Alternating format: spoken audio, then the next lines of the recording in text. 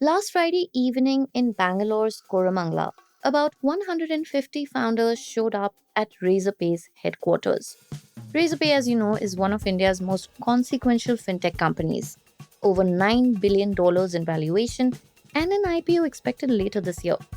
Its co founder and CEO, Harshil Mathur, was the host of this event. But this gathering had nothing to do with payments. It was about OpenClaw, the open source AI agent that has taken the global tech world by storm since January this year. Unlike a chatbot which waits for your question and then answers it, OpenClaw takes actions on your behalf, like managing emails, calendars, booking appointments, filling forms, all of it autonomously around the clock and running on your own machine. It was created by the Austrian developer Peter Steinberger and crossed 250,000 GitHub stars by March. In fact, Steinberger has since been hired by OpenAI to build the next generation of personal agents. Now, here is what made that Friday evening in Koramangala matter. Because the same week, something very different was happening in China. Thousands of people were queuing up outside Baidu's headquarters in Beijing and Tencent in Shenzhen with laptops and Mac minis just to get someone to install the software.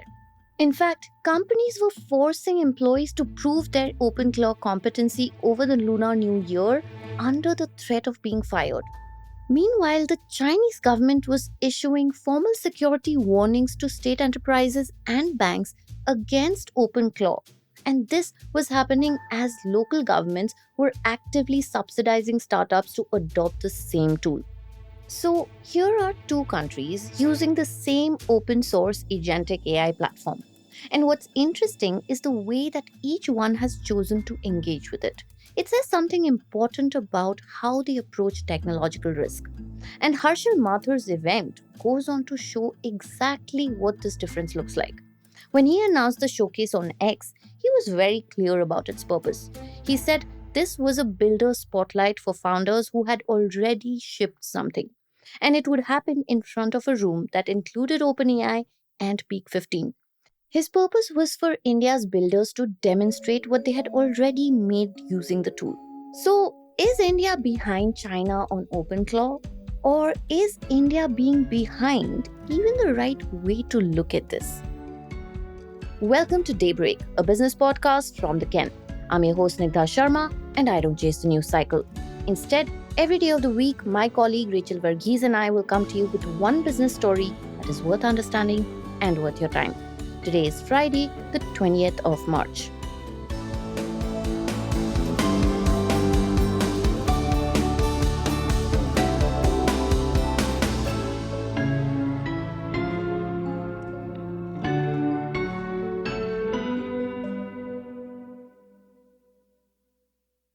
Let's start with China, because understanding the scale of what's happened there is essential to appreciate what makes India different.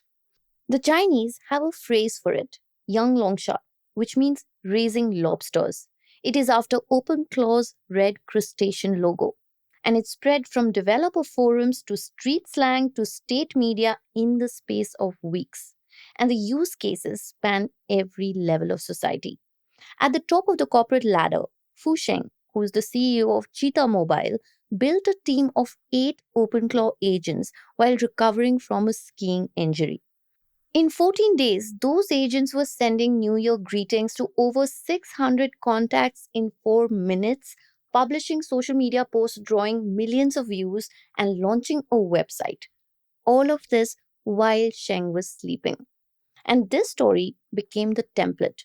A one person company running around the clock, compressing what used to take a team into a single autonomous system. The concept caught on every demographic.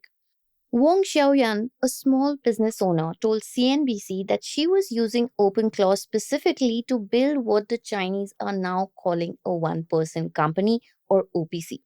Human employees need rest, she said, but OpenClaw can run 24/7. Meanwhile, at a meetup in Beijing, a legal professional named Koki Shu simply said OpenClaw has become really hot.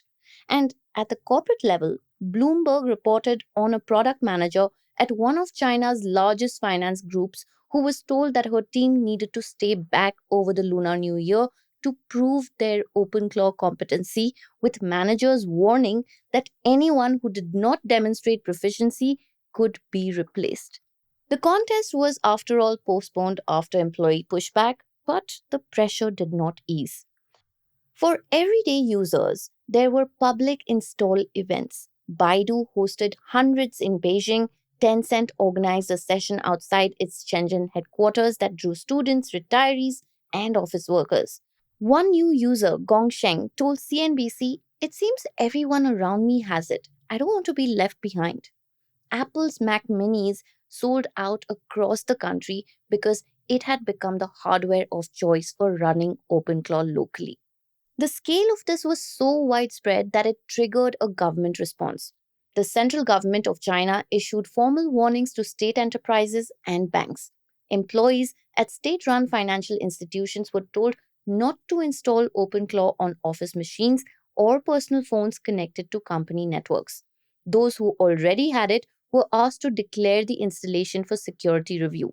China's cybersecurity agency published official guidelines, and the People's Bank of China issued a separate advisory. But did this slow things down? The American cybersecurity firm Security Scorecard says that China has already surpassed the United States in overall OpenClaw adoption, and the install events are still running as of this week. Ryan Fedosuk at the American Enterprise Institute put it quite plainly. Banning AI agents in 2026, he said, is like trying to ban spreadsheets in 1985. The productivity gains are way too visible, and the cost of abstaining has become too obvious to ignore.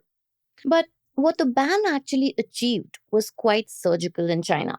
It kept OpenClaw away from sensitive state infrastructure while leaving the private sector and consumers free to continue. This tension, the central government restricting it on one hand, and local governments in Shenzhen and Wuxi offering subsidies of up to 2 million yuan to startups building on it on the other, is not confusion. As the diplomat very pertinently noted, it looks more like a deliberate calculation. Capture the economic upside of agentic AI while keeping it out of the party state's bloodstream. So, what is India doing differently? And does that difference actually matter? Stay tuned to find out.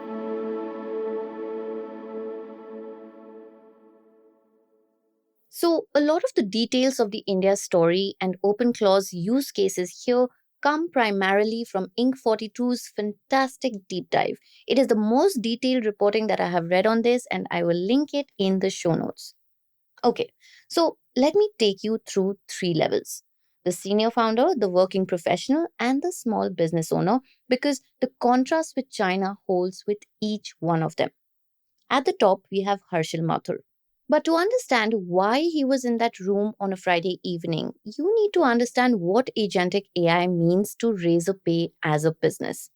The same week as the OpenClaw showcase, Razorpay launched Agent Studio at its FTX event in Delhi, a platform that lets businesses deploy AI agents directly on top of payment infrastructure, automating dispute management, customer recovery, and payment reconciliation. His argument to Business Today was straightforward. He said Razorpay's ambition is to move from being a payments provider to becoming a financial operating system for businesses. He also told ANI that every transaction on Razorpay is now monitored by an AI agent scanning for fraud patterns in real time. So when Mathur says that he cares about OpenClaw, the personal project and the professional agenda are the same thing. The personal use that he shared with Inc. 42 reflects exactly that sensibility. Using OpenClaw with tightly restricted permissions, he built a Jarvis that reads his Whoop sleep and recovery data, generates a morning briefing, orders food on Swiggy, auto sends gifts, and detects when he is in bed to turn the lights off. The most valuable insight actually came from correlating his Swiggy order history with his recovery metrics, what he ate, and how it affected his sleep. His initial costs ran between $100 and $200 a day. So he implemented model routing, reserving the expensive AI model for complex tasks only, and brought his daily spend down to between $30 and $50. Now, compare that to Fu Sheng's 600 New Year greetings in 4 minutes. Both of them are business leaders using the same tool. One is optimizing for output, and the other for self knowledge. And when Mathur hit the cost wall, he studied it and fixed it himself. At the working professional level, a data scientist in Teradata in Bangalore, reported by Inc. 42, built an OpenClaw agent for the union budget in February this year. A general news tracker would have been easy enough, but instead, he built one that pushed updates every 15 minutes, filtered specifically for Karnataka announcements and their impact on salaried professionals. When his API costs nearly hit 1,000 rupees in a single day, he did what Mathur did. He learned model routing and brought the cost down significantly. And at the small business level, and this is the most striking example in India, a software engineer named Raman Chaudhary left his Bangalore job to help his dentist father. The problem that he found was mundane, but genuine. Oral scanner companies like iTero and 3Shape each run separate portals. So, a dental lab working with multiple dentists has to log into each one manually, download patient files, organize them, and repeat it over and over again. Chaudhary used OpenClaw to automate that entire workflow and built a platform that he called Dent Node around it. There was no corporate mandate driving this, no government subsidy, and no competitive pressure. This was a broken workflow in a dental lab in Jaipur, Rajasthan, and an engineer who understood the tool well enough fixed it. The pattern across all of these cases is consistent: a specific local problem, carefully scoped deployment, and when friction like costs and the security risks appeared, it was studied and internalized rather than handed to someone else to clean up. Which brings us back to something that Harshil Mathur said at the India AI Impact Summit in February this year that did not really get enough attention. He drew a direct line between OpenClaw and UPI. He said India took a leap with UPI and showed the world how real time payments are supposed to be built. I think the same thing is going to happen with agent commerce. Now, this is a significant claim, but it has a foundation worth thinking about. UPI did not succeed because India deployed it faster than everybody else. It succeeded because the architecture was designed around a specific friction, and that was how to get hundreds of millions of people who have never had easy access to digital payments into the system. This took years of deliberate design before it was ready to scale. And when it did scale, it reached 1 billion transactions a day. The rest, as we know, is history. Now, China's pace of OpenClaw adoption is extraordinary for sure, and so is the mobilization behind it. But there is a question worth thinking about. The Chinese users paying to install OpenClaw and then paying again to remove it learned something expensive. The engineer in Jaipur who automated his father's dental lab learned something that will compound. These are two different types of progress. So, if Mathur is right, if this really is India's UPI moment, then it will not be because India moved the fastest. It will be because when the technology was raw and the risk was real, the Indian builders chose to understand it rather than just deploy it.